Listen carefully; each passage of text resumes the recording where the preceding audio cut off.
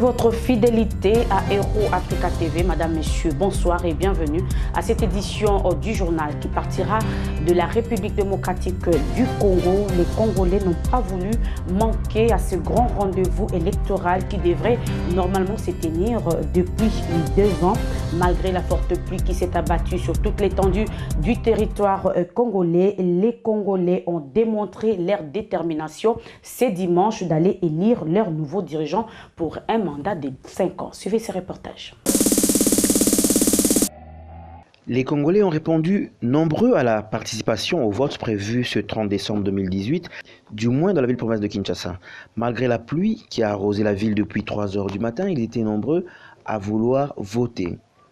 Malgré l'afflux, chacun tenait à exprimer son choix, expérimenter la machine à voter. L'heure était en même temps à l'apprentissage, à la recherche de son bureau de vote, sur les listes placardées. La durée devant la machine à voter n'était pas longue et la manipulation moins compliquée.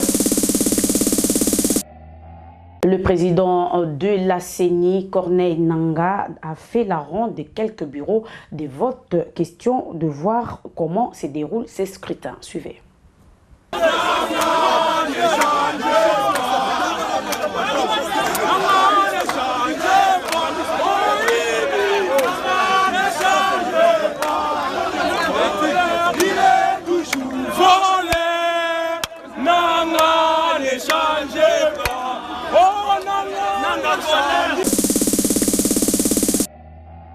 À 6 heures du matin, heure de Kinshasa, déjà certains bureaux de vote étaient opérationnels. Le chef de l'État sortant, Joseph Kabila, n'a pas dérobé à la règle. Il est allé accomplir son devoir civique dans les bureaux de la Gombe. Juste après, c'était le tour de son défunt Ramazani Shadari Emmanuel. Suivez ce reportage de David depuis Kinshasa. Les candidats présidents ont également voté ce matin à travers la ville-province de Kinshasa au lieu de leur enrôlement. Ainsi, Joseph Kabila, accompagné de sa famille, a voté dans la commune de la Gombe. De même, Emmanuel Ramazani Shadari, son dauphin et candidat du FCC.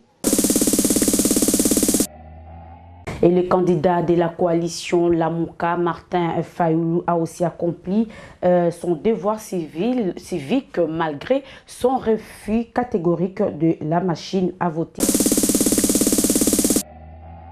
Et du côté de la coalition Cap pour les changements, son candidat à la présidentielle, Félix-Antoine Tshilombo Tshisekedi, accompagné d'une forte délégation de sa base, a aussi à son tour voté dans la commune populaire de Ndjili.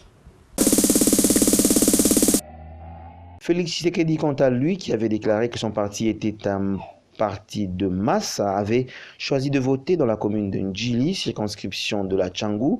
Le candidat du CAP pour les changements Cash n'a pu se rendre dans l'intimité exprimer son vote. Ses sympathisants l'ont escorté de bout en bout.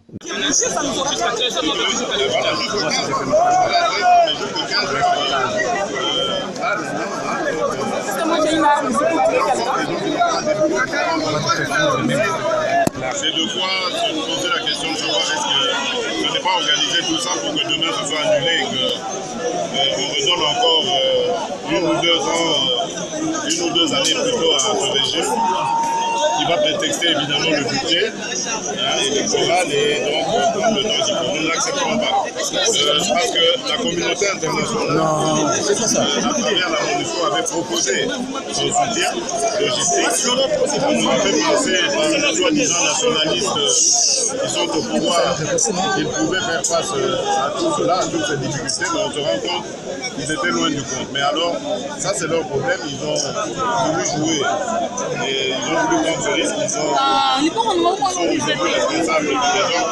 Nous espérons que tous les Congolais pourront voter aujourd'hui et que le dépouillement pourra commencer aujourd'hui. Donc nous l'acceptons. Non. Il y a encore des témoins qui jugent qu'aujourd'hui, c'est de ne pas voir donc c'est inacceptable. Mais nous suivons, nous n'en faites pas, nous suivons pas à pas ce qui se passe. Si c'est fait dans le but de légitimer le candidat au pouvoir, nous l'acceptons.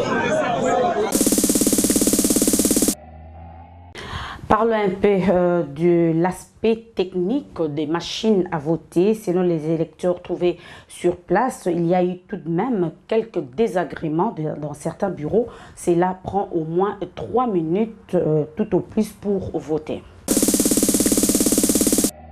En notre bureau des votes, il n'y avait qu'une machine, mais une fois devant celle-ci, le vote ne traîne pas, à mon avis. On n'a même pas pris 5 minutes. L'expérimentation de la machine à voter a été plus simple qu'on le croyait.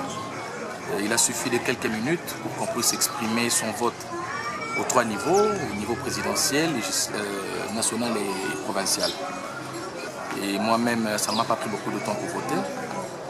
Même si nous estimons peut-être qu'il aurait dû y avoir un meilleur encadrement. Mais en tout cas, jusque-là, le vote se passe dans de bonnes conditions. Et nous espérons que jusqu'au bout, on restera dans cette transparence, on restera dans cette état d'esprit. Et les résultats vont entraîner la quiétude et la paix que tout le monde veut. Ça a été facile pour les témoins de participer au scrutin, de suivre le déroulement?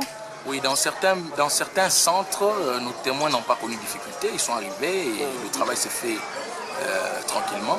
Mais dans d'autres centres, il fallait faire un peu de forcing pour que non seulement les témoins soient accrédités, soient acceptés, mais aussi pour que les témoins puissent assister à toutes les opérations qui se font. Donc, sinon, comme je l'ai dit, en général, les opérations de vote se passent bien. Espérons qu'on va rester dans cet état d'esprit. Malgré qu'il ait été exclu de vote, les habitants de Béni ont organisé des bureaux fictifs et il y a une grande influence de la population pour participer à ces scrutins.